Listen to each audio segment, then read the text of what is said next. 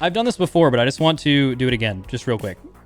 If you guys want to know why I'm saying classes are good, but a lot of people may think that's like, oh, well, then you're just going to like definitely bring it to progression then.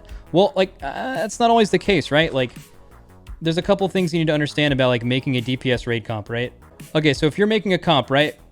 And this is your list of characters or whatever, right? So you have damage, you have, here we go. You have damage doers, and let's say you're running 4 healers and 2 tanks, very common thing. I'll just copy and paste. Actually, no, let's just do the actual classes. So what are the actual melee specs? Melee specs. Let's just list them out. Okay. So melee specs and range specs. We have Unholy, Frost. We have Demon Hunter. We have Windwalker. We have Feral Druid. We have Fury Warrior and Arms Warrior. We have Enhance. We have Survival.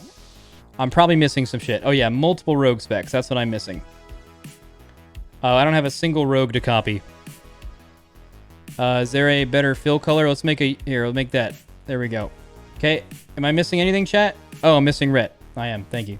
Okay, so are these everything?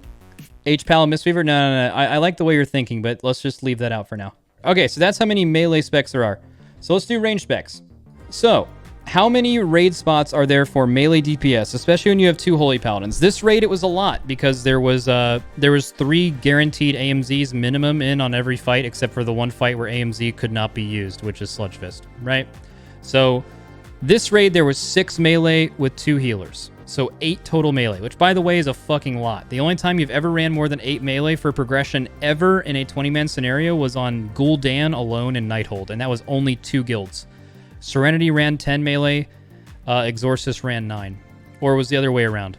Either way, it was 1 boss. The other one is like a meaningless boss being Zool, and that was sub-rogue cheese, and even then some guilds killed it with like 2 rogues, so not as important. You guys see the problem, right?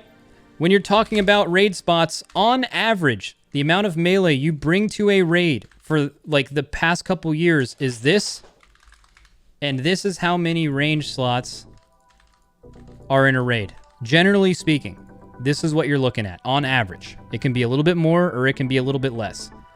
Look at the amount of different melee specs that people are playing. The reason why I'm not mentioning them as like BM hunters and MM hunters, because there's a way less people who identify as BM and MM rather than hunters, as there are people who identify as like, you know, like a different, there's just more things. Even if you want to condense them, right? Like, let's just condense them, because this is a convoluted argument, like here.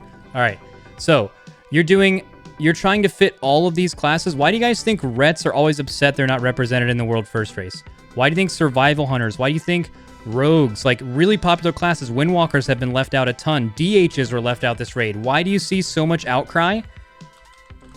Because all of these range classes are always going to get picked because they're picking from, you know, almost half of the amount of total classes there are to bring with double the raid spots.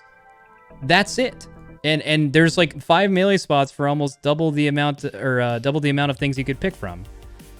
There's a reason why these people are mad that they're not represented. It has almost very rarely nothing to do with the classes and more to do with the optimal raid setup. And that, I don't think it's Blizzard's fault for making raids like that, by the way. Because I don't think people will complain too. People will be like, man, this raid's so melee unfriendly because you brought 8 melee. That's a ton of fucking melee. That's a ton of melee. Like, that makes sense. Like that's around the right area. They haven't made a melee unfriendly raid in like, honestly, in like a very long time. Like, obviously sometimes you'll do a boss and be like, okay, this mechanic sucks for melee, but then melee are some of the best classes for that fight. Fetid Devour, people avoided melee. We ran a ton, killed that boss world first. People said Mithrax was bad for melee. We ran a ton of melee, killed that boss world first. Melee were some of the best classes on that fight. It just made it harder. Like, the execution level is just harder. Like, almost everything in Gahun required, or everything in Uldir required you to be spread out, but melee was better. Like, it was just a better class. And it's different. Don't try to say melee is harder, ranged is harder. The answer to what role is the hardest on any mythic fight entirely depends on the fight. There are plenty of fights where ranged, healing, tanking, and melee are the hardest for mythic progression. I've seen them all. So that's That is not how that works. That's just to give you an idea. Again, maybe you guys understood this before, but if you understand now why these classes cry out more than other ones, is because the way the game is designed, they will always be included statistically less often. And they're basically only hoping that their tuning is insane, which really sucks for Feral, because Feral is tuned really insane. Feral does really, really, really good single target. You ask yourself, what would it take to have Feral take one of these melee spots in a world first race? Well, I would tell you it would have to do 5 to 10% more damage than every other melee spec. In progression, they almost did that much more single target than them. So, like, the likelihood that you ever see them is so low, because, like, Feral compared to other melee at something specific hasn't been better than other melee in that area since, like, Mist of Pandaria, straight up. That's why you won't see classes like Ret used a lot, even when they're very, very good. Because if you are doing a melee setup, right? So let's say you need a couple of raid buffs, right? So like right now, Fury Warrior, DH Windwalker. Let's say on average, you get one of these from your tanking role. I have no idea what it would be. Honestly, all three of these classes are very good right now. And if I was looking to a new raid, I would say like Windwalker might be the one you don't include, maybe looking forward, especially if there's more single target stuff. I'm not going to go too much into that other than Fury is clearly better than both of these right now. And that bringing a Havoc DH versus a Vengeance DH, if it's anywhere close to the decision between Windwalker and Brewmaster, opting to play Brewmaster Havoc nets you one raid cooldown, where doing it the other way would have to have some other kind of benefit, which in the past it has, because Windwalker was so strong and DH wasn't for this raid, but now they've evened their power level a lot. So this is just random thing. Let's just remove Windwalker, say you're bringing it from Brewmaster, and then move the Fury Warrior into this slot, okay? So then you have 3 melee spots. Well, guess what? Going forward, until they nerf it, you need, at minimum, 2 to 3 AMZs on any given fight. But let's just use the example to where, let's say, only 2 AMZs is all you need. 3 is overkill. DK isn't tuned very well. Okay? Yes, you could bring a Blood DK. That is absolutely true.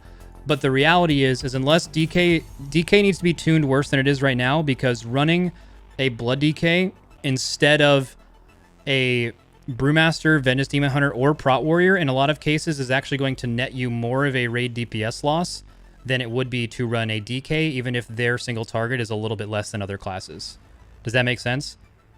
It's not a value pick. The only thing that matters is total raid damage, and Blood DK DPS does not equal anywhere close to Guardian and Paladin, and it's pretty bad single target compared to the other ones as well. So you actually lose more raid DPS by bringing a Blood DK currently, even though Blood DKs are at the very, very highest levels of completely unkillable up there with Guardian Druid. Their damage just sucks ass. Okay, so let's just say you're only bringing 2 DKs. You want 2 AMZs and you're bringing 2 raid buffs. You guys wonder why fucking all these classes that aren't listed right here are not included? Look at this. All of these classes, all of them are fighting for that. They're fighting for that. Isn't that incredible to look at? Like, that's what you're hoping for when you play these classes and a new raid comes out. Yeah, Windwalker, the best tuned it's been in a while, brings a raid buff. You can bring a different tank. Sure, that's the slot. Maybe not. Okay, maybe Arms Warriors are insane. So you maybe drop the DH, bring that from a tank, run an Arms Warrior, and then, yeah, maybe Enhance is really good because Arms Warrior is strong because Wind Fury's great, right? Only specifically for Arms Warriors. It's, like, pretty average for everybody else and really bad for a lot of people, right? Okay, another scenario. Let me back up a little bit until DH is back. There you go.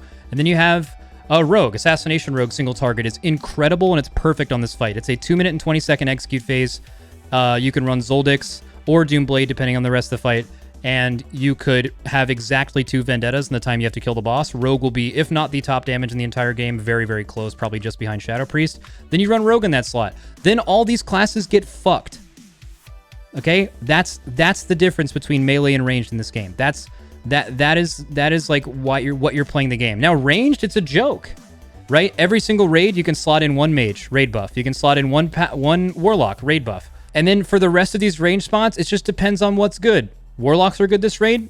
Fucking lob a couple of those idiots in there. Mages are good. Like 5 of them in Nyalotha. Stack them in there. Still want to bring Hunters and Moonkins? Fuck it. You get a raid spot. You get a raid spot. Like Oprah or some shit. Everybody gets to raid because there's just a million spots for not as many classes. Like it or not, that's how the game works. Hopefully that little demonstration will let you understand class communities complaining in the future and maybe prevent you from complaining as much, because it's really not anything to do with your class as much as the game.